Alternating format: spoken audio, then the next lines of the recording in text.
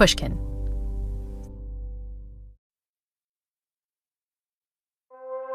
When it comes to raising kids, most of us are familiar with the traditional reward and punishment model. Your toddler throws a tantrum, timeout. Your teenager breaks curfew, they're grounded. But is this really the best way to raise happy, healthy adults? On today's episode of our special series on happier parenting, we'll meet an expert who's convinced we can do better. I'm Dr. Becky Kennedy. I'm a clinical psychologist. I am a mom of 3, and I am the founder of Good Inside. Good Inside is a company that offers simple, actionable strategies for parents struggling with their kids' challenging behavior. It's also the title of Dr. Becky's best-selling book and the name of her popular parenting podcast. Dr. Becky's work is rooted in the belief that every child is, quote, good inside, even when they're acting out.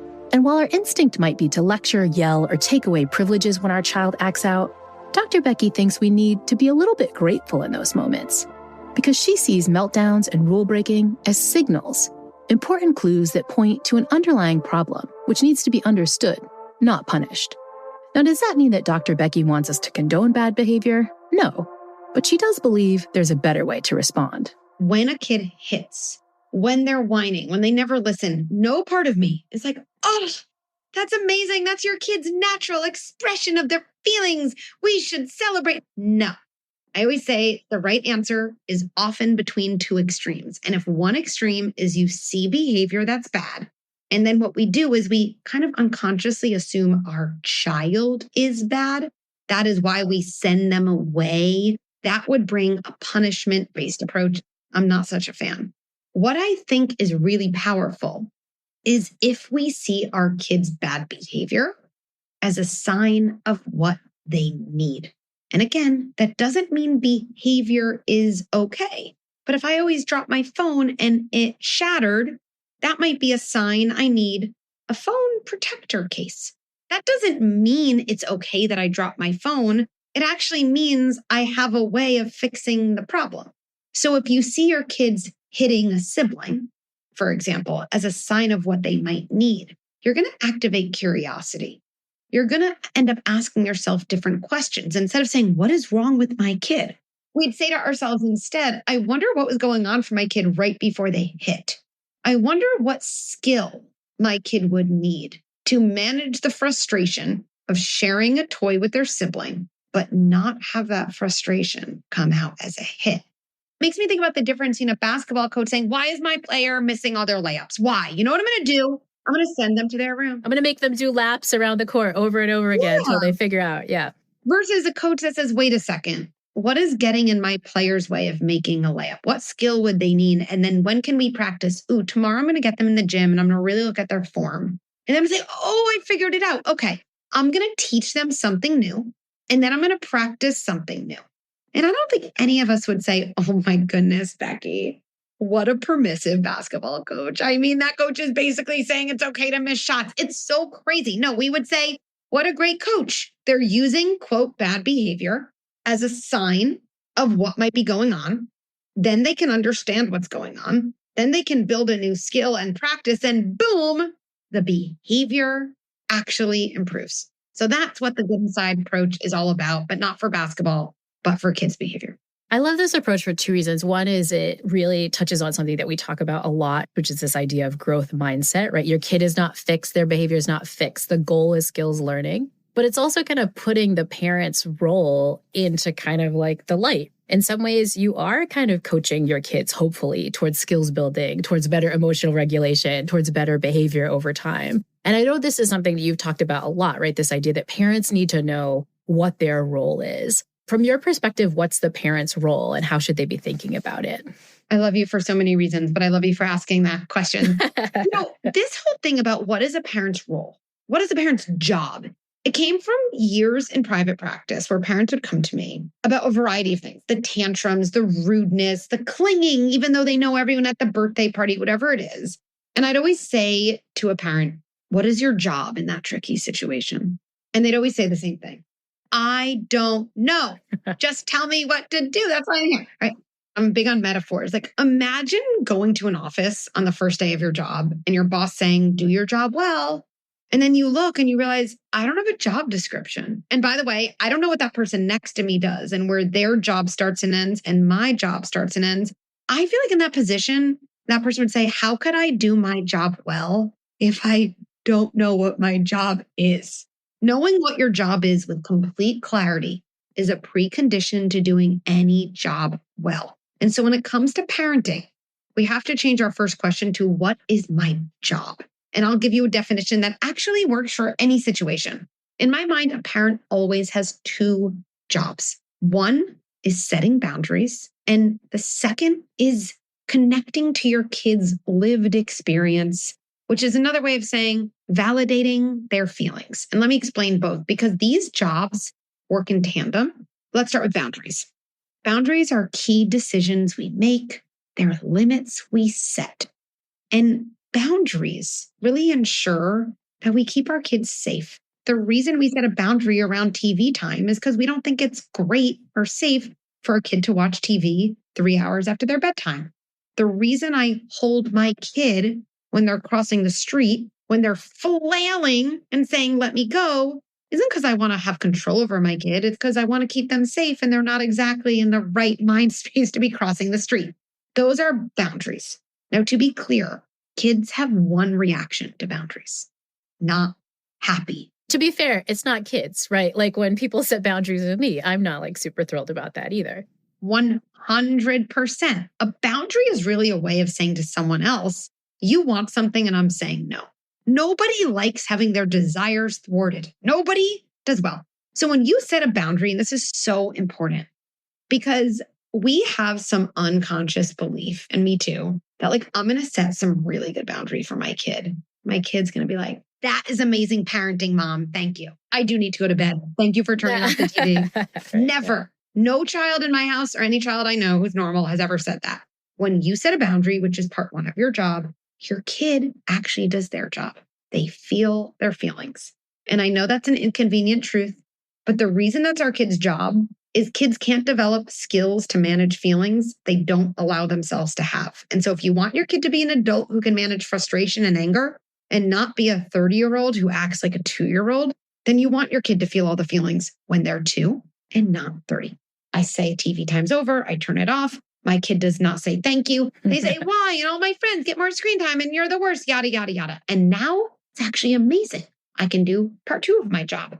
I validate the feelings they have, which would sound like this. Oh, you really wish you could watch TV. Or, oh, it's the worst when you're watching a show and you can't finish it because TV time is up. Or, oh, I really hate when my TV time is over too. I get it. What I'm doing, and this is really important, is I'm seeing my kids' feelings as real. I don't have to agree with them. I don't have to think the extent or intensity of the feeling is right or wrong. It just is. I'm seeing it as real. And there's a wash, rinse, repeat. I set a boundary I think is right. My kid gets upset. I validate the feeling. And then this is important because parents then say, oh, so then just because my kid's upset, they get to watch another show? No. Validating feelings goes hand in hand with holding your boundaries. So another example, hey, sweetie, it's time to leave the park. My kid is going to say, no, I want to stay in the park. I might say something to them like, look, if it's too hard to walk to the car, I will pick you up and carry you because it's really time to go. Okay. Maybe your kid listens then, maybe they don't. If they don't, I'm going to pick them up. What is a kid going to do? They're going to kick and scream. And as I carry my kid to the car, I'm going to do the other part of my job. Oh, it stinks to leave before you want. You probably wish you were an adult and could make all your own decisions. I get that. Leaving the park is so hard, but I am not bringing them back to the park. I am saying that while I am carrying them in a sturdy way to the car. And that job, boundaries, validation, that's always an orienting principle I come back to. There's something else you said about the boundaries that I think is really important, because I think sometimes when parents set a boundary, they think it's like they're telling their kid what to do, like stop with the TV. But you've argued that a boundary works a little bit differently. It has that part, but it's actually something else. What is the something else?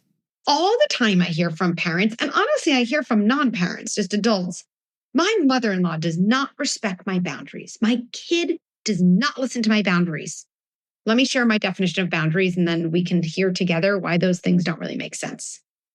First, a boundary is something I tell someone I will do, and it requires the other person to do nothing So over and over, I hear frustration from parents. My kids don't respect my boundaries. And I'll say, tell me about a boundary you set. And they say, oh, no jumping on the couch. My kid is jumping on the couch. And I look at them and I say, stop jumping on the couch. We don't do that. And then we look at that kind of definition. Did you tell your kid something you will do? And they say, no. Does the success of your boundary require your kid to do nothing? No. And this is like an aha moment where they're like, am I not setting a boundary? But no, you're not. You're making a request. And we have to make requests all the time, but requests aren't boundaries. This is a boundary. And this is why I always say good inside parenting. It's sturdy. It's not gentle. And I don't mind the word gentle. Everyone's like, is it gentle? I just think the words we use have a power to evoke different parts of us. I know for me, I'm not really accessing being gentle. I'm not accessing being harsh. I'm doing the thing in the middle. I'm being sturdy. Here's a boundary. Hey, sweetie, I need you to get off the couch. They look at me and keep jumping because I have one of those kids too. This is a boundary. I'm going to walk over to you. And if by the time I get there, it's still too hard to get off the couch, I will put my arms around you. I will place you on the ground and I'll show you a safer place to jump that's not right in front of our class table. Okay, to be clear, when I go to pick up my kid, which you better bet I'm going to do, again, my kid's going to say, give me one more chance, 2 more jumps. I don't want to get off. You're so mean.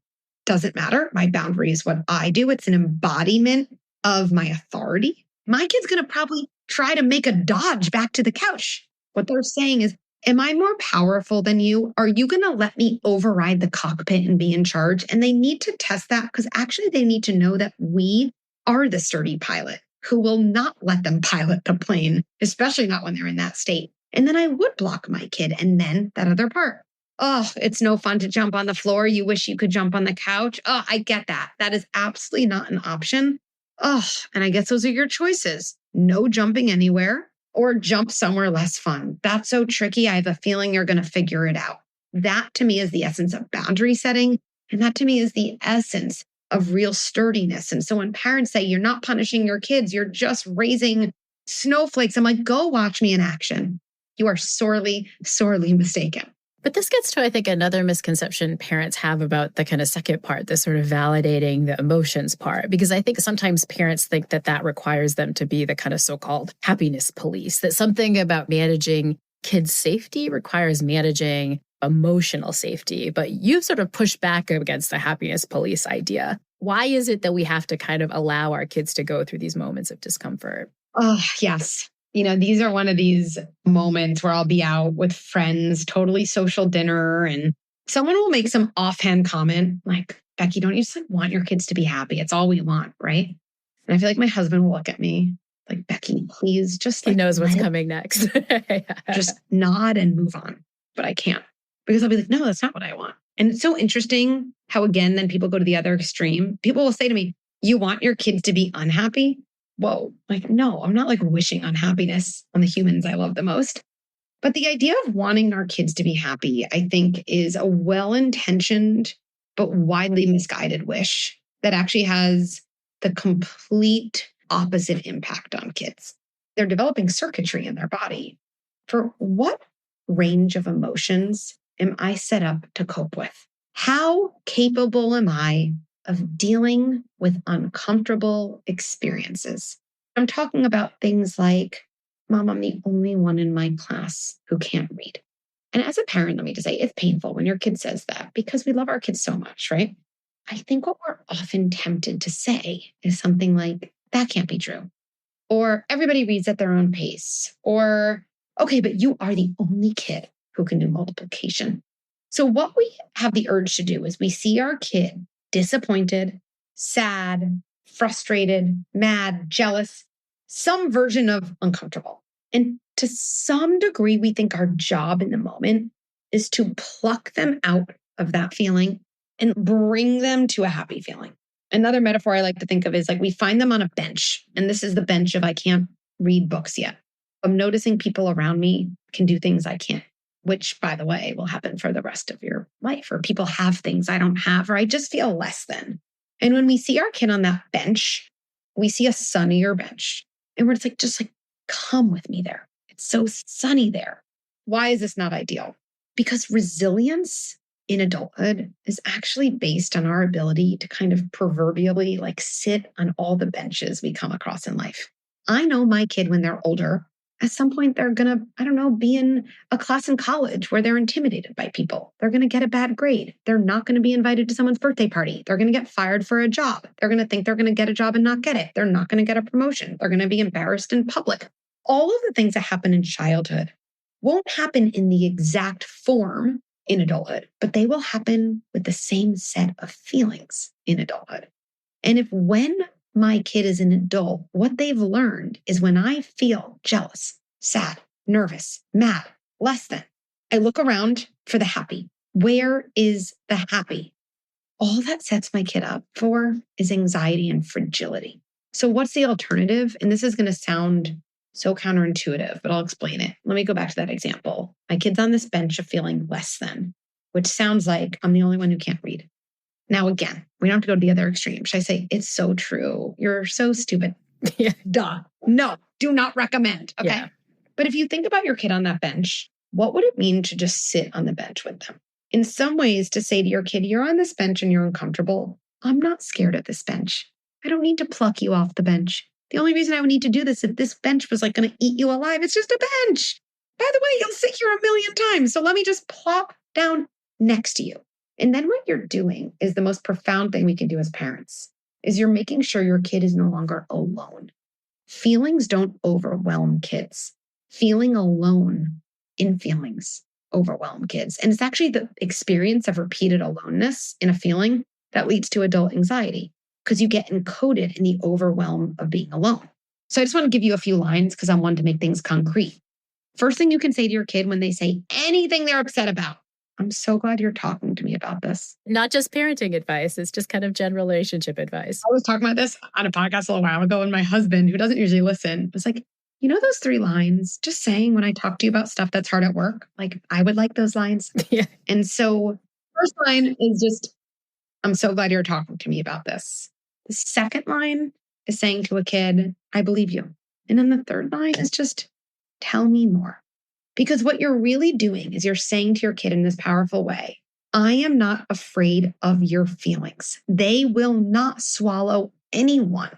And because I can tolerate this feeling in you, you will be able to tolerate this feeling in you. Now, ironically, Laurie, when it comes to happiness, regulating difficult emotions is a prerequisite. So really, if we, quote, want our kid to be happy, what we should really focus on is not fixing their unhappiness, but really helping them sit with it and cope with it. Letting your kids work through their own disappointment is hard. It's painful to watch someone you love struggle, especially when your impulse is to step in and fix everything. But just like adults, children need to learn how to tolerate discomfort in order to feel more at ease with themselves. Dr. Becky believes that raising resilient kids involves holding both of these truths at the same time, that we need to let our kids experience discomfort, even though it sucks. After the break, we'll explore this idea of multiplicity and dive deeper into how optimizing for long-term happiness often means learning to sit with short-term distress for both children and adults. The Happiness Lab will be right back.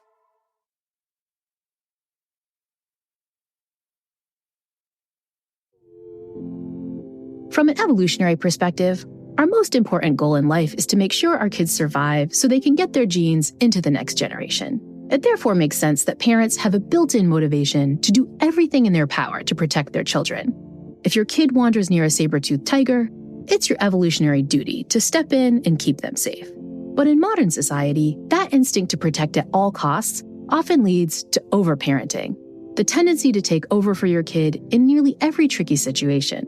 Study after study shows that overparenting can inadvertently hurt the people we love most. Research shows that overparenting can inhibit a child's capacity for autonomy, problem solving, and even emotional resilience. So when your son or daughter finds themselves in a sticky situation, when should you let them face the consequences and figure things out alone? And when should you offer a helping hand? Clinical psychologist Dr. Becky Kennedy says that parents need to choose their moments of intervention very carefully. There are times you should swoop in. If your toddler is about to run across the street of New York City, swoop in. If they're sleeping in on the day of the SAT, maybe give them a little nudge, swoop in, right? Yeah. Swoop in. But swooping in has a more surprising impact on kids than we think, especially as they get older, because kids know someone swoops in because something's an emergency or because someone doesn't see me as capable. And where are kids' mirrors? To me, this is one of the most powerful things to think about as a parent. If I'm my kid's mirror, then I reflect to them the version of who they are. And so if I'm often reflecting my kids' lack of capability, which I don't think I'm doing, but I might unintentionally be doing by fixing so many things, I can't be surprised that as my kid gets older, I keep saying to friends, why can't they figure things out? Why can't they even remember their water bottle? Shouldn't they be able to do this at age 16? Age doesn't bring skills. This is what I always tell parents. People say, at what age will my kids stop having these meltdowns? I feel like it's like someone saying, at what age will my kid be able to swim? And I say, well, are they learning how to swim? No. I'd be like, I'm not blaming you, but like at a certain age, no one's like gifted swimming. No one is gifted competence and capability and confidence and regulation. It's not years. It's what you do in the years. And so reflecting capability is a really big part of the good inside approach. It's deeply uncomfortable because reflecting capability of your kid has to go hand in hand in recognizing potential discomfort in your kid and just letting it. That's what I would say. Let it. Right. And again, am I going to let my kid miss their SAT? No, I'm a reasonable human.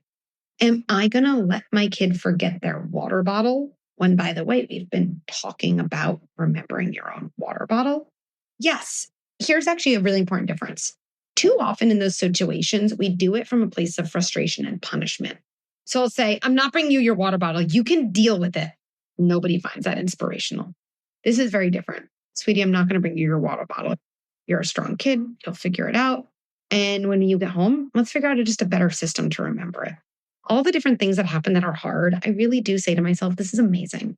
This is amazing learning that one of my kids waited so long and has to stay up late to work hard on a paper that they're now not going to be able to review with their teacher before, even though their teacher said they'll do that and they probably won't receive a great grade. What amazing learning. I love this. This is a gift, right? Like, how much are they going to get better over time? Like, they're never going to put things off again because look at the terrible consequences they got, which is so important. But the problem as a parent, though, is that to hold, I'm doing this wonderful thing, I'm giving my kid learning, it's a gift. You have to hold that at the same time as, but I love my kid. I'm supposed to be a good parent. I'm allowing discomfort in a way that I could swoop in and fix, and I've committed to that. And that gets to something else that I know you talk about a lot, this idea of needing to hold psychologically this multiplicity, as you've called it. That like you can be a really good parent and you can also let your kid forget their water bottle. You can be a really good parent and you could not remind them about the homework, and that might cause them to get a bad grade or cause them to kind of have a really tough night when they're pulling an all-nighter. Talk to me about this multiplicity. How do we hold both of these things at once? And why is it so important to get good at doing this? So important. And again, this is where it's skills for life. So holding multiplicity is important with your kids. It's so important with yourself, at work, in everything. A couple things I want to say about that. Number one, I just want to be unabashed in saying I'm very long-term greedy in my parenting approach. Like if I had to choose between short-term benefit and long-term benefit, by the way, I think we often can get both, but I would choose long-term. So when you do let your kid experience life, by the way, assuming again, you can't say to your kid and expect it to be effective, see, you stayed up late and you got a bad grade. Again, like it's not that. It's like, I wonder what happened. What would you have to do differently next time? Oh, you'd have to start sooner. I wonder if you have a paper coming up that you would think, oh, you do? What? Oh, it's due 2 Wednesdays from now. I wonder when you'd have to start. Oh, it'd be the Wednesday before. Oh my goodness, that's such a good idea. I wonder how you'll remember to do that. How would I? Oh, what? You're going to put it in your calendar, right? Leading my kid to the well. That is really important. But I think the operating principle around kind of multiplicity that lets me do that is, okay, I see my kids' distress here, but I'm not optimizing for their short-term happiness. I am optimizing for their long-term resilience. Those are very different things. I mean, This morning, I hadn't gone to the gym in weeks. And I was like, today's the day. I knew today was the day just for 20 minutes. I just wanted to get that boost of energy in the morning. If I was optimizing for my short-term happiness, you better bet I'm staying in bed. You would be in bed. And yeah. so Right, being long-term greedy, having that two things are true. My kid is having a hard time today and I can support them and use this moment to build resilience for the future. We need support for us as parents to be able to do that. Scripts, a group of parents are saying, yeah, I'm doing that too. We don't have a culture of supporting parents. We do when you're pregnant. It's actually so interesting to me. When you're pregnant, people buy books, they take CPR courses, they invest a lot of money and time. And we're told in a societal way that's what we should do. As soon as you have a kid, we've really internalized this idea of maternal instinct. People say this all the time, it's something I should be able to figure out on my own. I shouldn't need help. Because of this lack of support, we are living with all of these fires. It's like whack-a-mole.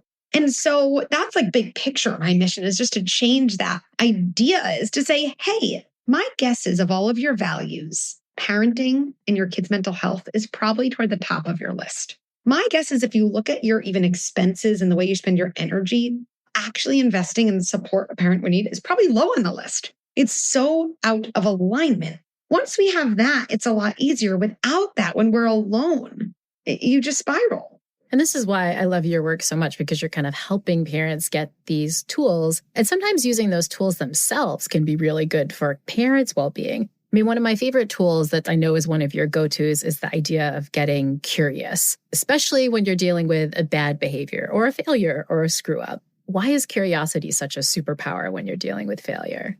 I think curiosity is the opposite of judgment. And I think so often when we struggle as adults, we just judge ourselves right away.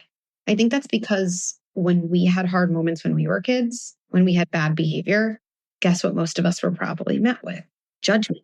Go to your room. Why would you do that? You're so selfish. You're crying. I'll give you something to cry about.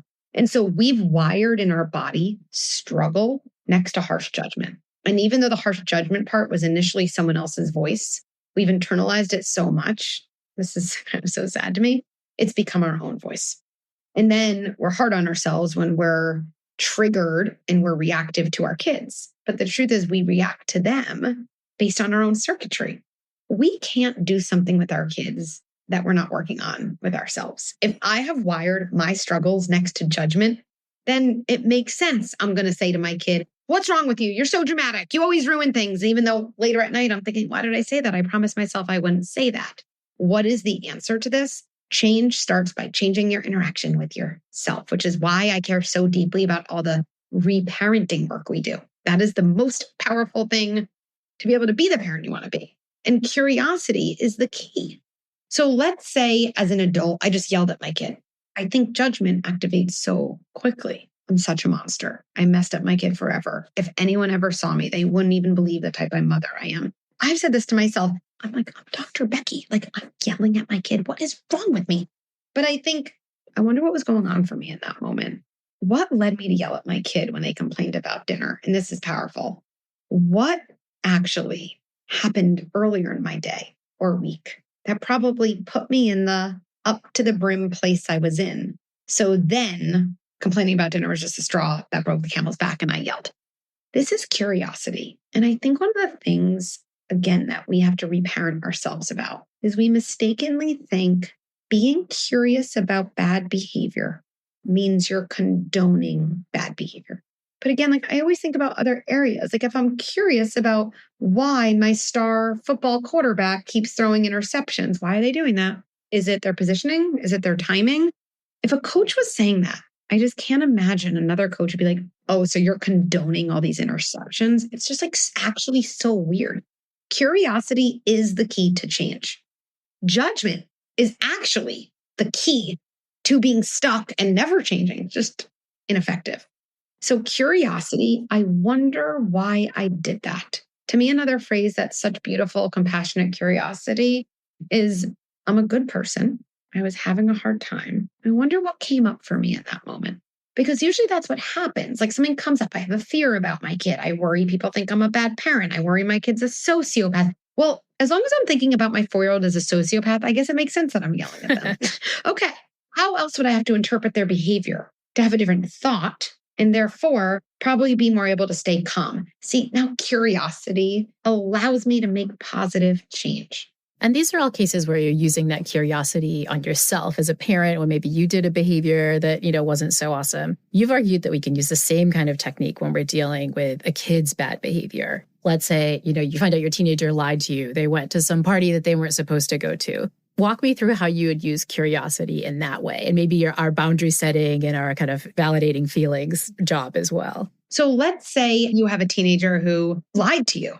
Lying to me is one of the best things to start with, because there's something about lying that is so triggering to us as parents. And we interpret it so personally. My teenager doesn't respect me, right? We kind of like center ourselves. Whenever I work with parents, one of the things I say is, okay, let's say you have someone in your life you love. Why would you lie to them? It's so interesting, Laurie. I've never had anyone say, I would never. We know that this is a behavior that comes up occasionally, right? Right? Yeah. I mean, why would you lie to someone that you love and respect? Why do you think you would? You were going through something terrible. You were really scared. Something else was off that was like making this either so scary or so overwhelming that you had no choice. I'll add to it. For me, I think I would lie because I was scared of someone's reaction. I think I would also lie because on some level, I was so ashamed or embarrassed about something I did that if I had to share the truth, it's almost like I'd have to relive it again. Like I'd have to face it. Yeah. The lies are often the doubling down on just being avoidant of what we've done and the shame of what we've done.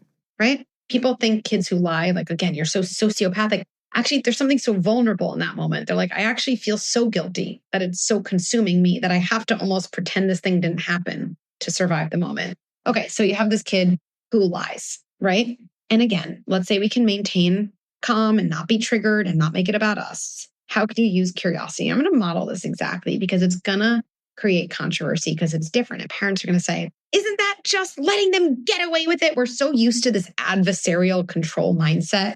So let's say my kid's like, no, I didn't take money from your drawer.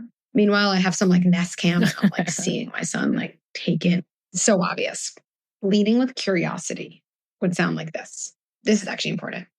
In the moment, I probably wouldn't even ask. I would actually say as a life lesson, never ask someone a question you know the answer to. All you're doing is setting yourself up to get more frustrated with your kid. Mm-hmm. I'd say, look, I know you took that money from the drawer. And I don't even want to get into it. I just know it. I saw it on the video. I'm not going to lead with a punishment. I'm not going to lead with a lecture. There must have been something about going out to dinner with your friends that felt so important that you also feel like I really didn't understand that you can be honest with me about. And that's not my way of saying it's okay, but we can deal with the okay, not okay part later. And I'm pretty sure it's not okay to steal or lie.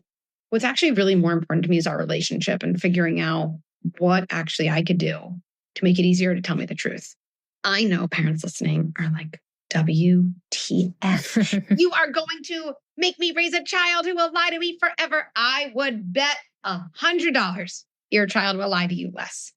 Because your kid will tell you the truth when they believe they can maintain a connection with you when they tell you the truth. Kids are oriented by attachment from toddlers through teens. All of us are. They are primed to notice, what will I tell my parent that will make them distance themselves from me? And what can I tell my parent that can still be held in love and safety? And in a way, when your kid lies to you, ironically, they're doing that to temporarily preserve attachment. Because on some level, they're thinking, as long as I don't tell my parent the truth, we're still connected. As soon as I tell my parent the truth, we're broken. And so anything we do to further that pattern, threaten, if you do that again, next time you're grounded. All we're doing, ironically, is making a kid even more predispositioned to lie because they can't beat the evolutionary system that just wants to be connected to you. When you lead instead with curiosity, you actually strengthen your relationship and you develop a wider range of topics your teen feels comfortable telling you about. You're also modeling a great path for them to figure out their own behavior, right? I mean, even as an adult, sometimes when I do stuff and I screw stuff up or I, lie or whatever, it's hard for me to uncover the reasons behind that. I have to get curious with myself. So if you're kind of modeling curiosity with them, it also seems like a great strategy to get them to realize oh, this is the same thing I can use when I screw up or when I fail or when I'm not pleased with my own behavior. That's exactly right. I mean, A parent's words becomes a child's self-talk. That's also the long-term greedy nature of coincides. So there's going to be a time when our teen is in their 20s and 30s, and they're going to do something that they're not proud of, right? Whatever it is, they lied to their spouse, or they told their friends they couldn't go to dinner because they're sick, but then their friends saw on Instagram they're actually just with other friends, right? And you want your kid to be able to pause and just say, I wonder why I did that. If your kid can do that, which by the way comes from your curiosity in the face of their struggle, they are going to be a much more successful, resilient adult. So when you feel that impulse to get all judgmental, whether it's about your child or yourself, take a pause and get curious. Not only is that eagerness to learn more pleasant than feeling judgy, it also has the added bonus of fostering personal growth. But can parents do more than just get curious when a child is acting out?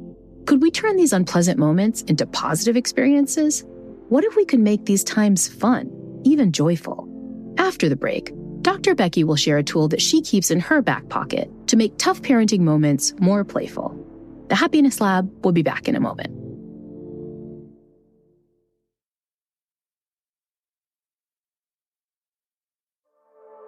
Clinical psychologist Dr. Becky Kennedy believes that the traditional reward-punishment model of parenting is not just ineffective, it can also cause parents to miss out on important opportunities to connect with their kids. Like adults, children learn best not when they're feeling threatened or bribed, but when they feel safe and supported, and when they're having fun. In fact, Dr. Becky thinks we need to bring way more humor and goofiness into parenting than most caregivers usually think. Playfulness is so important, and I just want to name here is one of the hardest parts for parents. Because parenting doesn't often feel playful. It just feels like a grind 100% all the time. And so getting back to your, hey, it's just funsy time mode can just be really tough. I think there's that.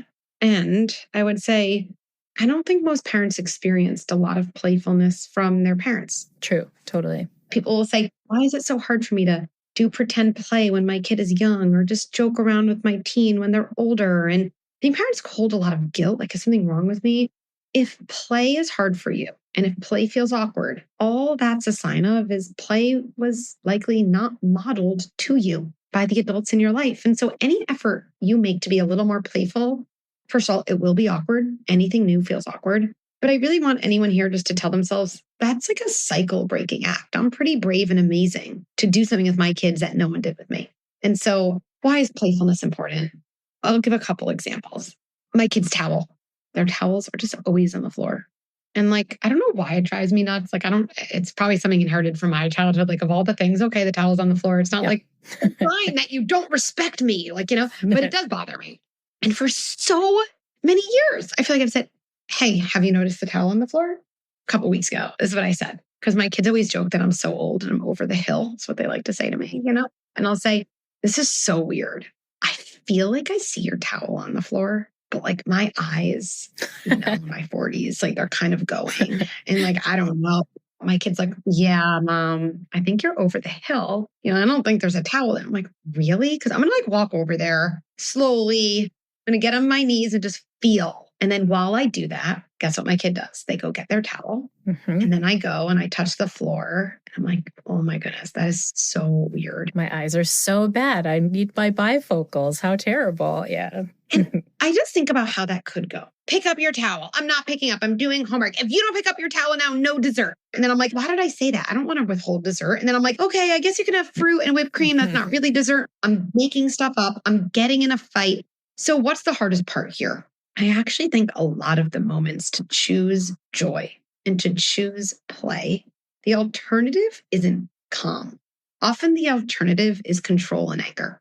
The moments when you want to lead with control and anger are actually the best moments to try to infuse some play. Another example of this, and this is something I've done with younger kids for a while, but I've adapted it to an older kid version. Who is a kid who likes to clean up? Okay, look, no one's raising their hand. Cool. Nobody likes to clean up. So what do you do when you have to get your kid to clean up? Often you lead with anger and control. If you don't clean up your toys, they're all going to be in the garbage tomorrow. My kid's like, well, I've heard that empty threat before. I have something I call the close your eyes hack. That's how it goes. I'm just going to close my eyes. And all I'm saying is if when I open my eyes, all the red blocks are in the bin. And you can see I'm talking slowly because guess what my kid is doing? They're doing it. I might fall on the ground. I might do, and I'm just going to say it here, I might do a butt dance and like slap my butt. I just think about like a boss at work being like, oh my goodness, if your project is done, I might fall to the ground and do a butt dance. I feel like I'm going to finish my project. I want to see that, you know? If all you need to do to get the house clean is the butt dance, like bring it, you know? Yeah. Here's what I think I also want to empower parents with. People will say, that won't work with my 16-year-old. Whenever you say that won't work, it's really limiting. Why does the close your eyes hack work? Okay. Number one, you lead with trust and not control. If you think about saying to a kid, clean up, and then you just stare at them, again, imagine trying to do a report with your boss watching you at the computer. Mm-hmm. You'd freeze. If your boss at work says, I trust you to do this and walks away, you're going to do it. And then add something silly and ridiculous. Trust, silly, ridiculous. So for your 16-year-old, you could say, look, one of your chores is to clear the table or, to make your bed. I'm going to go check on your sibling. If when I get back here, that bed is made, I don't even know what I might do. I might just like belt into a ridiculous song that like all you guys are singing and you're going to tell me, Mom, you're so annoying. This is so cringe. I just might do this. And my 16-year-old will roll their eyes, but they'll probably have a smile on their face when I walk out. They feel more connected to me. There's a little more joy.